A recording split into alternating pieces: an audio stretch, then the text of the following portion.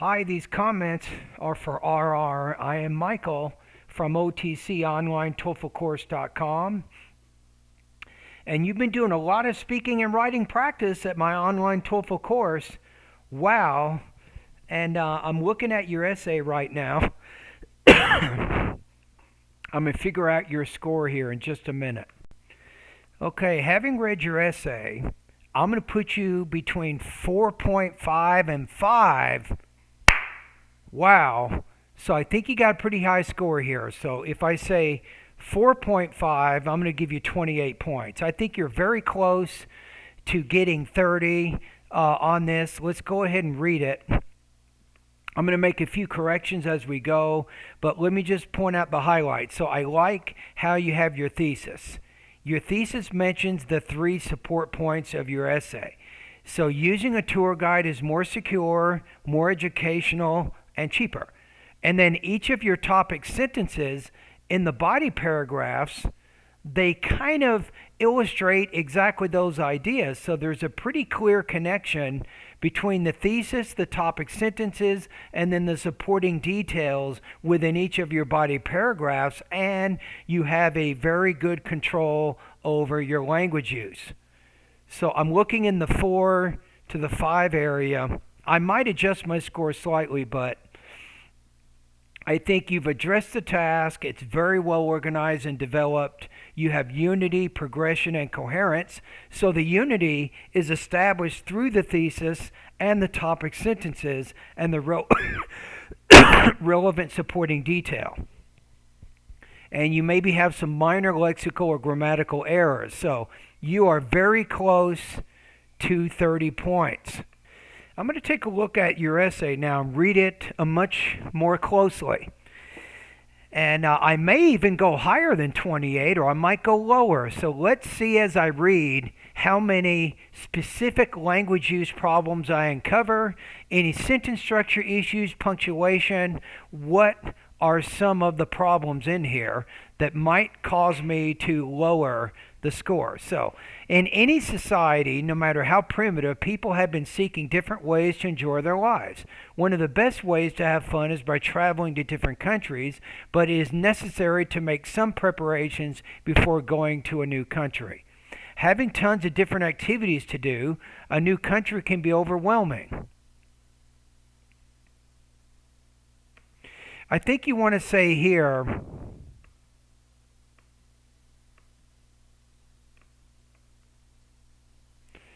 who's having the activities?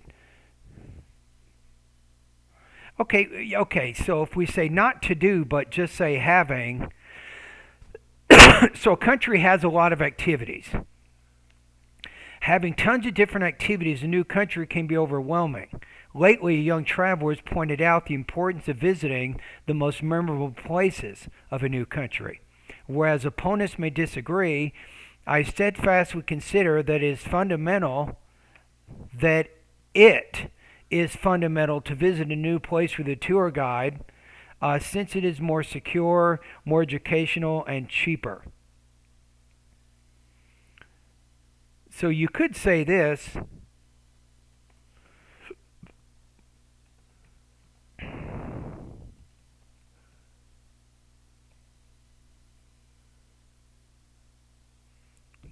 Make it a little bit, get rid of the word that. So I consider that visiting a new place with a tour guide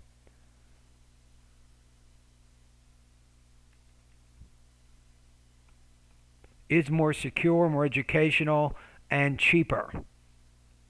So I've kind of consolidated that sentence. I got rid of the it and their type sentence constructions, right? Using their or it in the beginning of the sentence, they're weak.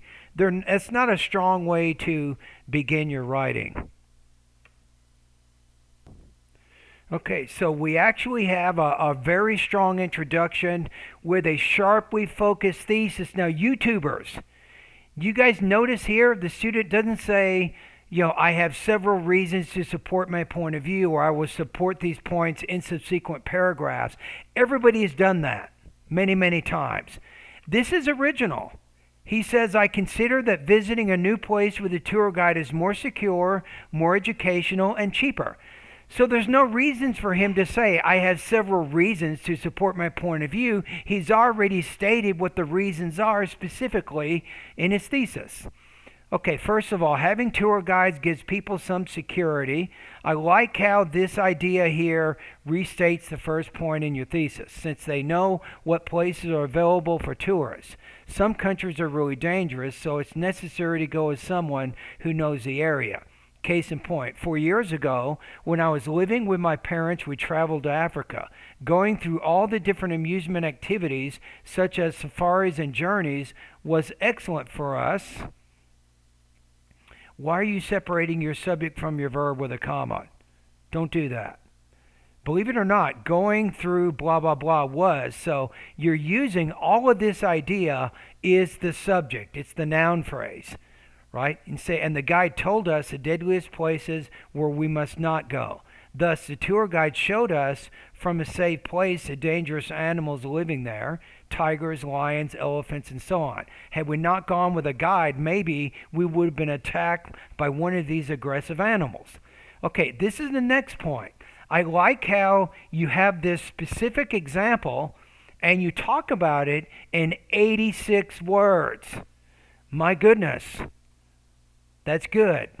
So that's called well developed. If you spend 86 words on a specific example, that is very, very developed. So good job on that. All right, let's keep going. Second of all, since they provide people with all their knowledge, they have tour guides make and incursion more enjoyable. What is the thesis again? It's educational. But Michael, I don't want to use exactly the same word. So then say informative or educational. So you want to make sure that this, and if you look at what you're saying here, you're talking about what you learned, not just that it was fun. So I think informative or educational, this is a better key word for this topic sentence. Why? Because it connects back to educational, which is what you stated in the beginning, right? To illustrate this point, several years ago when I was still an adolescent, my family and I traveled to Cancun, Mexico. You need a little bit better, longer sentence here, in which we visited the pyramids. And the guide told us everything about this gargantuan structure erected thousands of years ago. Good. So learning all the different facts about this incredible nation, we were happy since we learned a lot about this culture since we hired an excellent company. My experience in Mexico clearly demonstrates, I'm going to put demonstrates, the importance of hiring a tour guide. Okay, so again, you have about 81 words here focusing on the example there.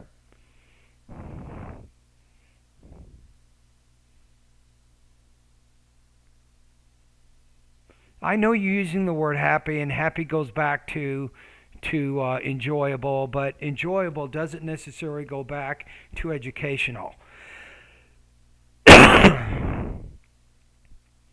But if you say informative, then you talk about we learn some things. I think your paragraph is pretty unified. Okay, third of all, tour guides usually are cheaper than visiting by oneself since they hire big buses, saving tons of dollars. Moreover, traveling without a guide, people spend thousands of dollars on taxis. For instance, when I traveled to Cancun, Mexico, we only spent a good amount of money in the hotel since we only paid $400 in the week. In the week that the tour guide led us to several places. On the other hand, 3 years ago when I traveled to Italy, I spent $600 in only 2 weeks. I'm going to put on taxis without taking into account, there goes your prepositions again, On the other hand, 3 years ago, when I traveled to Italy, I spent $600 and only 2 weeks on taxes without taking into account the money spent on food, which usual tour plans take care of. If I had hired a tour guide in Italy, maybe I would not have spent all that money. To conclude, anchoring in my experience in Mexico, Africa, and Italy, I strongly assert that people must travel with a tour guide since it will provide security and knowledge for a small amount of money. All right, we got it. Now, what does that mean? So I made some corrections, right? Let's look at the 5. You have minor lexical or grammatical errors. Okay, I think that my score is good from the start. I'm going to keep you at 4.5 out of 5. I'm not going lower. I'm not going higher. But Michael, he had a lot of problems with prepositions. He had some problems with prepositions, true. And he had that one problem with the paragraph 3 where you put the word enjoyable instead of informative or educational. But still, it's very well organized, well developed, and highly polished. I'm giving you 28, my friend. That's going to put you in probably the top 1% of all TOEFLers who complete the writing section of the exam. So good job. Keep up those writing skills. Be careful of the prepositions. In, on, at, into, of, and so on. Those are a little bit hard for you because of your first language. Okay, I'm now getting ready to listen to your integrated speaking practice test. So we know you're kicking butt on the writing, right? 28 points out of 30. How about that? Right there. But you're struggling a little bit more on the speaking, right? So you're scoring around 18 to 20, 21 on the speaking part. So let's see how you did on this. And the main thing that I want to see here, Rodrigo, is are you making any progress with your delivery? That means your enunciation, pronunciation, your tone, your pacing, and all those other areas that are important to helping you speak with a high degree of intelligibility, right? This is what I'm looking for right here. You see this? It is highly intelligible. It exhibits sustained, coherent discourse. I'm looking for that. Overall intelligibility remains high. So somebody asked me yesterday, Rodrigo, they go, hey, Michael, what in the world is intelligibility? What does that mean exactly? Intelligibility, a multisyllabic word, it means your ability to be understood by other people.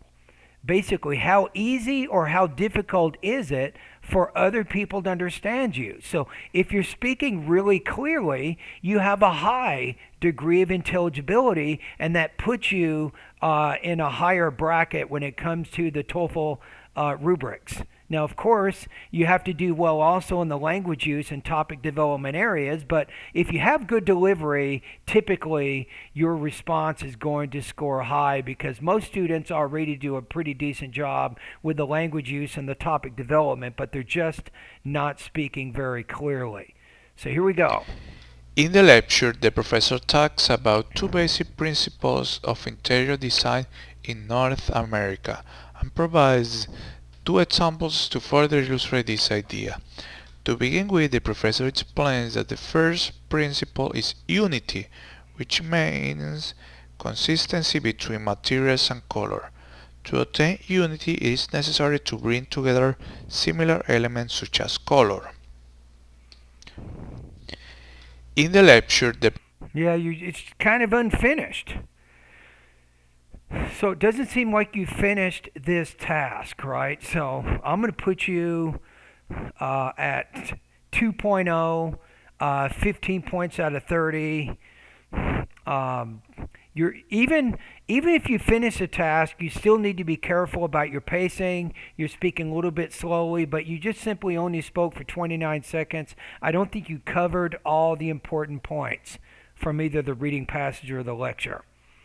All right, and there you go. So your writing skills are 28, speaking skills around 15 to 16 points on this one, mainly because you did not fully complete the response.